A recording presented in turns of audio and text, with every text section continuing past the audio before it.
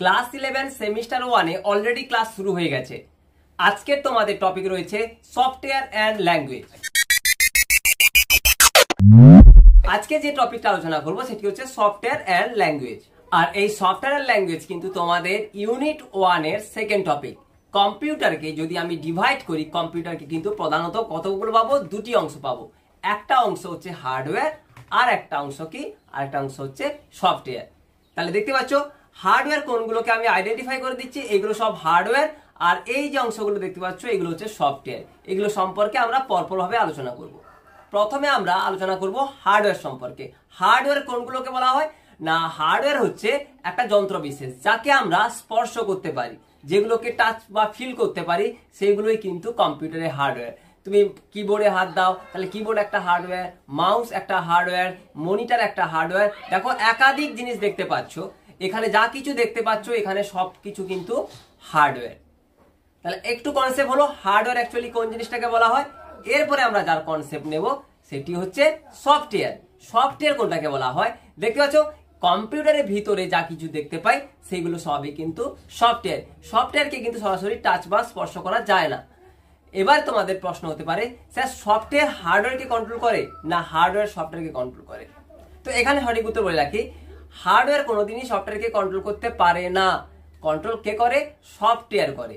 Software as a brain হিসেবে কাজ করে। অর্থাৎ তোমার ব্রেন কি করে? শরীরের বাকি অংশগুলোকে নিয়ন্ত্রণ করে। একই রকম ভাবে হার্ডওয়্যার কিন্তু একা একা কাজ করতে পারে না। হার্ডওয়্যারকে যে ইনস্ট্রাকশন দেয় সে হচ্ছে সফটওয়্যার। সফটওয়্যারের ইনস্ট্রাকশন মতোই কিন্তু হার্ডওয়্যার কাজ করে। বোঝা গেছে? যদি উদাহরণ বলা হয় বলবে কত উদাহরণ রয়েছে, Microsoft Office, Word, Excel, PowerPoint, Paint, typing master বা যা কিছু দেখতে পাচ্ছ এখানে সমস্ত কিছুই কিন্তু এগুলো সব সফটওয়্যার। বোঝা গেছে? তাহলে হার্ডওয়্যার এবং সফটওয়্যারের মধ্যে বেসিক ডিফারেন্সটা তোমার মধ্যে ক্লিয়ার করতে পেরেছি। এরপরে আমরা জানবো সফটওয়্যারের শ্রেণী বিভাগ। তোমাদের সিলেবাসে মোস্ট ইম্পর্টেন্ট এই শ্রেণী বিভাগটা ভালো করে যদি আয়ত্ত করতে পারো কিন্তু এই চ্যাপ্টারটা রেডি হয়ে যাবে। সফটওয়্যারকে শ্রেণী বিভাগ হয়ে যদি ভাগ করি কতগুলো ভাগ পাবো? তিনটে ভাগ পাবো। তাহলে সফটওয়্যার কয় প্রকার? তিন প্রকার। কি কি? সিস্টেম সফটওয়্যার, অ্যাপ্লিকেশন সফটওয়্যার এবং ইউটিলিটি সফটওয়্যার। তাহলে কি জানলাম সফটওয়্যার কয় প্রকার? না সফটওয়্যার হচ্ছে তিন প্রকার। কি কি? সিস্টেম সফটওয়্যার, অ্যাপ্লিকেশন সফটওয়্যার এবং ইউটিলিটি সফটওয়্যার। এই তিন ধরনের সফটওয়্যার আমরা দেখতে পাবো। প্রথমে আমরা একটা সফটওয়্যার সম্পর্কে ডিসকাস করব এবং সেখান থেকে তোমাদের পরীক্ষাতে কি ধরনের প্রশ্ন আসবে সেগুলো আমরা ডিসকাস করব। প্রথমে আমরা আলোচনা করব সিস্টেম সফটওয়্যার সম্পর্কে। তোমাদের এই সিস্টেম সফটওয়্যার আবার দুই ধরনের হয়। এক হচ্ছে অপারেটিং সিস্টেম আর একটা হচ্ছে ল্যাঙ্গুয়েজ ট্রান্সলেটর বা ল্যাঙ্গুয়েজ প্রসেসর বলতে পারো। তার ভিতরে কিন্তু রয়েছে ল্যাঙ্গুয়েজ ট্রান্সলেটর। এই operating system is the most important একটি বলতে পারো সফটওয়্যার। অপারেটিং সিস্টেমের সাহায্যে কি করা হয়? অপারেটিং সিস্টেমের সাহায্যে পুরো কম্পিউটার সিস্টেমটাকে পরিচালনা করা হয়। তাহলে আমরা এরপর দেখে নেব এই অপারেটিং সিস্টেম কি, এর ভিতরে ফাংশনগুলো আমরা আস্তে আস্তে জানবো। প্রশ্ন হতে পারে স্যার অপারেটিং সিস্টেম কি? তাহলে বলবে অপারেটিং সিস্টেম হচ্ছে একটা প্রোগ্রামের সমষ্টি যা কি করে আমাদের ইউজার এবং হার্ডওয়্যারের মধ্যে সমন্বয় সাধন করে বা যোগসূত্র স্থাপন করে। অপারেটিং সিস্টেম সমস্ত কিছু কিন্তু ম্যানেজ করে। অপারেটিং সিস্টেমের যদি উদাহরণ যদি বলা হয় অনেক ধরনের অপারেটিং সিস্টেম পাবে, যেমন দেখতে পাচ্ছ উইন্ডোজ একটা অপারেটিং সিস্টেম, লিনাক্স একটা অপারেটিং সিস্টেম, অ্যান্ড্রয়েড একটা অপারেটিং সিস্টেম, ম্যাকাফি একটা অপারেটিং সিস্টেম, উবুন্টু একটা অপারেটিং সিস্টেম, মাইক্রোসফট ডস সেটাও কিন্তু একটা অপারেটিং সিস্টেম, ইউনিক্স একটা অপারেটিং সিস্টেম। এরপরে আমরা দেখে নেব অপারেটিং সিস্টেমের ফাংশন। কি কি ফাংশন রয়েছে? দেখো আমি বলেছিলাম না সমস্ত কিছু ম্যানেজ করে এই অপারেটিং সিস্টেম। কি কি ফাংশন রয়েছে? Processor management. তাহলে প্রসেসকে ম্যানেজ করে কে? আমাদের একমাত্র কম্পিউটার সিস্টেমে অপারেটিং সিস্টেম। প্রসেসরকেও ম্যানেজ করে। মেমোরি ম্যানেজমেন্ট, সমস্ত অল মেমোরি গুলোকে ম্যানেজ করছে কে? এই অপারেটিং সিস্টেম। ডিস্ক ম্যানেজমেন্ট, সমস্ত ডিস্ক গুলো ম্যানেজ করছে অপারেটিং সিস্টেম।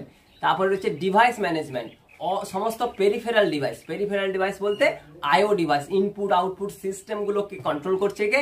এই অপারেটিং সিস্টেম। ঠিক আছে? এখন এখানে সিকিউরিটি ম্যানেজমেন্ট, ক্লক ম্যানেজমেন্ট সমস্ত কিছু ম্যানেজ করে এই অপারেটিং সিস্টেম। তাই সমস্ত কিছু যেহেতু একে ম্যানেজ করে তাই অপারেটিং সিস্টেমকে কি বলা হয় জানো?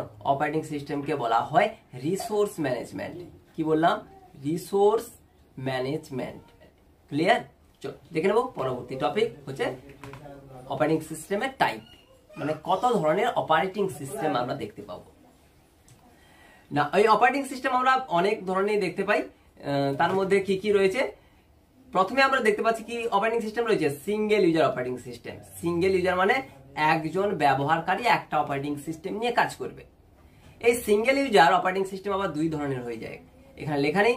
Single user single task, single user single task operating system, আর একটা পাবে সিঙ্গেল ইউজার মাল্টি টাস্ক, এই ধরনের একটা অপারেটিং সিস্টেম পাবে। Single user single task operating system বলতে কি না, একজন ব্যবহারকারী অ্যাট এ টাইম একটা কাজ করতে পারে, অর্থাৎ তুমি কম্পিউটার সিস্টেমে বসে একটাই কাজ করতে পারবে একজন ব্যক্তি, সেটা হচ্ছে single user single task operating system. এটা কিন্তু প্রচুর ইউজ করা হতো কোথায়? মাইক্রোসফট ডস ডিক্স অপারেটিং সিস্টেমের ক্ষেত্রে এই ফাংশনটা কাজ করে।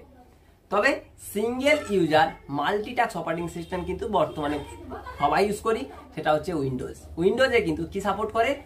সিঙ্গেল ইউজার, অর্থাৎ তুমি একজন একটা কম্পিউটারে বসে একসঙ্গে অনেকগুলো কাজকে তুমি একসঙ্গে করতে পারো, তাই একে বলা হয় single user multi task operating system. বোঝা গেছে?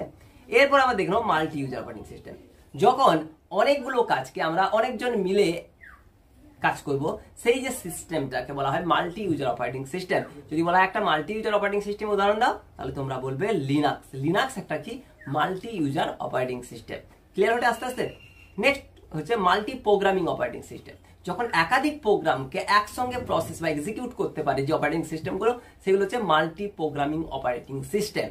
মাল্টি টাস্কিং, এটাও কিন্তু একাধিক কাজ, টাস্ক মানে কি কাজ, তো একাধিক কাজকে যখন যে অপারেটিং সিস্টেম করতে পারে সেগুলো হচ্ছে মাল্টি টাস্কিং অপারেটিং সিস্টেম। এগুলো সবই তুমি লিনাক্স অপারেটিং সিস্টেম উদাহরণ দিয়ে দেবে। লিনাক্স এগুলো সমস্ত কিছুকে সাপোর্ট করে। তাহলে অপারেটিং সিস্টেম সম্পর্কে একটা বেসিক আইডিয়া হয়েছে যে অপারেটিং সিস্টেম অ্যাকচুয়ালি কি, কোনগুলোকে আমরা অ্যাকচুয়ালি অপারেটিং সিস্টেম বলবো, তার ফাংশন কি রয়েছে, অপারেটিং সিস্টেম আবার কত ধরনের হয়ে থাকে। আজকের ক্লাসটি মোটামুটি এই পর্যন্ত, ক্লাসটি অনেক বড় হয়ে যাচ্ছে। নেক্সট ক্লাসে আমরা এই চ্যাপ্টারে যে বাকি অংশগুলো থেকে গেল সেটা হচ্ছে ল্যাঙ্গুয়েজ ট্রান্সলেটর, সেখানে আমরা জানবো কম্পাইলার, ইন্টারপ্রেটার এবং অ্যাসেম্বলার সম্পর্কে। আর দুটো টপিক থেকে গেল ইউটিলিটি সফটওয়্যার এবং অ্যাপ্লিকেশন সফটওয়্যার। এই কনসেপ্টটা নিয়ে নিলে আমাদের কিন্তু এই চ্যাপ্টারটা পুরোপুরি কমপ্লিট হয়ে যাবে। তারপরে আমরা এই চ্যাপ্টারের উপরে টপ মোস্ট যে ধরনের এমসিকিউ গুলো তোমাদের এক্সামে আসবে সেইগুলো আমরা নিয়ে ডিসকাস করব। তোমাদের নেক্সট ক্লাস খুব শীঘ্রই আনছি। Thanks for watching.